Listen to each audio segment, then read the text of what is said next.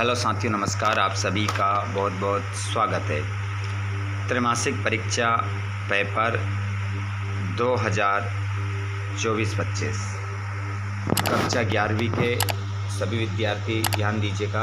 आपका हिंदी का पेपर जो रहेगा वो 80 नंबर का रहेगा।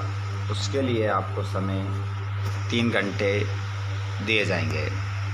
स्टूडेंट्स, किस प्रकार आप अच्छे अंक प्राप्त करेंगे और किस प्रकार आप अपनी त्रैमासिक परीक्षा की तैयारी करेंगे, इसके बारे में हम बात करने वाले हैं। चलिए, तो बिना देर किए हम स्टार्ट करते हैं पहले प्रश्न से। जितने भी दोस्त ऐसे हैं जो कक्षा 11वीं में हैं और चैनल को सब्सक्राइब नहीं किया है, तो चैनल को सब्सक्राइब ज़रूर कीजिएगा ताकि आपको आने वाले सभी वीडियो के नोटिफिकेशन मिल सके। सभी निर्देशों को हम ध्यानपूर्वक पढ़ेंगे। पहले तो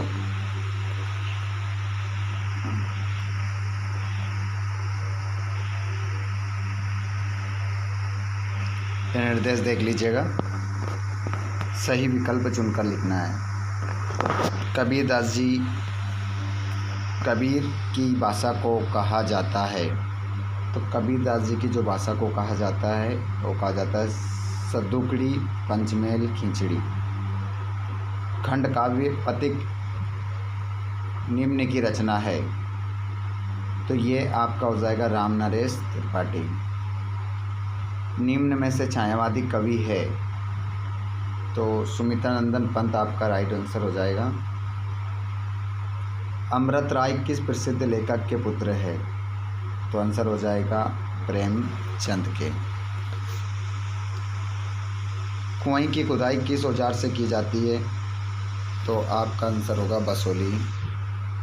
जनसंचार के माध्यम है टेलीविज़न, मोबाइल, इंटरनेट, पुस्तक एवं समाचार, उपरोक्त सभी।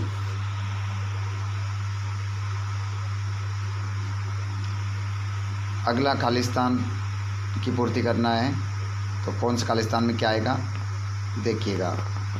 एक बार जिन दोस्तों ने शेयर नहीं करा है इस वीडियो को, अपने सभी दोस्तों तक उन तक एक बार ज़रूर शेयर करिएगा। चित्रपट संगीत का पर्याय कहा जाता है।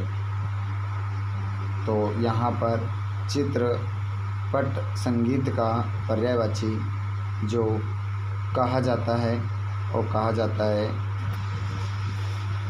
लता मंगेशकर। आपका राइट आंसर हो जाएगा।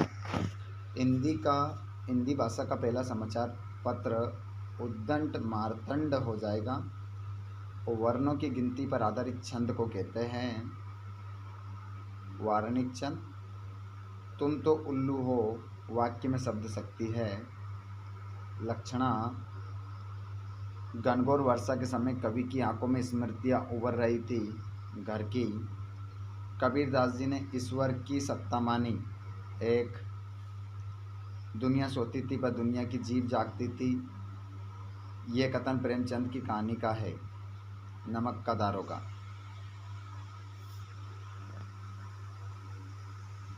सत्यफत्य देख सकते हैं आप। पंचवटी काव्य महाकाव्य की श्रेणी में आता है। असत्य लिखेंगे इसमें, अफत्य लगाएंगे इसमें। ठीक, असत्य यहाँ से लिखना है।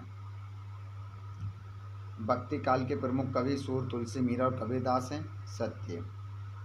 पुरोहित वंशीधर अपने पुत्र को पढ़ा लिखाकर बड़ा आदमी बनाना चाहते थे। सत्य। मियाँ नसरुद्दीन केवल 5 किस्म की रोटियां पकाने के लिए मशहूर थे। असत्य। स्वर कोकिला सरोजिनी नायडू को कहा जाता है। असत्य। सुमित्रानंदन पंत प्रकृति के सुकुमार कवि हैं। बिल्कुल सही। चलिए आगे देखते हैं, जोड़ी मिलाएंगे। कबीरदास का जन्म लहर तारा, नरसिंह मायरो, मीराबाई। स्वर साम्राज्ञी लता मंगेशकर, अनुपम मिश्र राजस्थान की रजत बूंदे, शेखर जोशी गलता लोहा, कहानी उपन्यास सम्राट प्रेमचंद।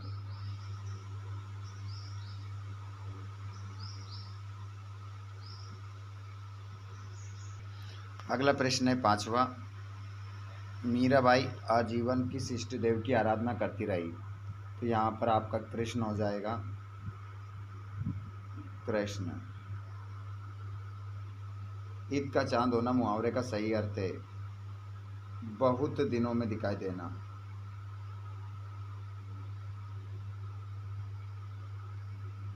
बहुत दिनों में दिखाई देना। किन्हीं दो महाकाव्यों एवं दो खंड काव्यों के नाम लिखिए। तो महाकाव्य का नाम लिख सकते हैं रामचरितमानस, लिखने वाले हैं तुलसीदास। एक लिख सकते हैं पद्मावत,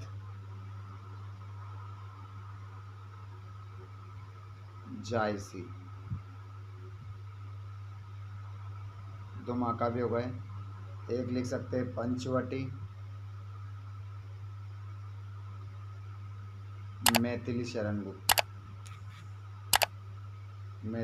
गुप्त।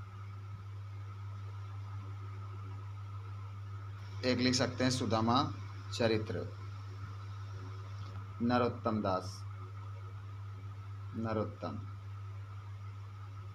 ये हो जाएगा। मुझे केवल मात्र 5 रुपये की चाहिए, वाक्य को शुद्ध करके लिखिए। यहाँ से हम केवल को हटा देंगे, मुझे मात्र 5 रुपये चाहिए, सही हो जाएगा।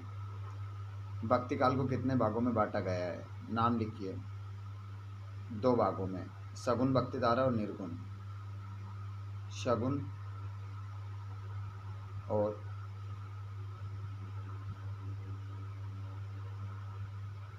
निर्गुण। कबीरदास जी ने कुमार को किसका प्रतीक माना है? ईश्वर का। छायावाद के आधार स्तंभ कवियों के नाम लिखिए। तो जयशंकर प्रसाद,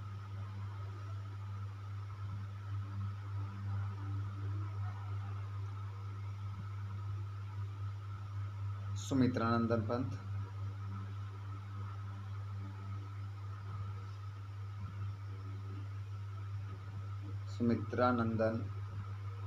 पंत, महादेव वर्मा,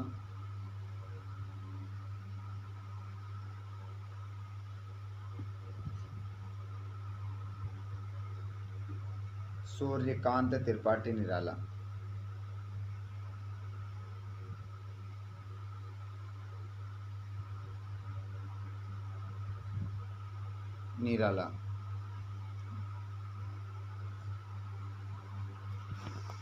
जिसके बाद में 6 से लेकर आप 23 तक पूरा क्वेश्चन पेपर देख सकते हैं। अगर आप लोगों को लगता है कि इसी प्रकार हम आगे भी आप लोगों के लिए वीडियो लेकर आएँ, तो आप चैनल को सब्सक्राइब ज़रूर करिएगा और अपने दोस्तों को भी शेयर करिएगा, ताकि अच्छे अंकों के साथ आप पास हो सको। इसी प्रकार आपकी सभी परीक्षाओं की तैयारी होती रहेगी। ठीक है, ये हो चुका है पूरा क्वेश्चन पेपर। अगर आपको लगता है कि 6 से लेकर 23 तक मैं अलग से आपको वीडियो बनाऊं, समझाऊं, तो आप कमेंट बॉक्स में ज़रूर बताइएगा। इसी क्वेश्चन पेपर को 6 से 23 तक भी समझा दिया जाएगा। ठीक है, धन्यवाद। Thanks for watching.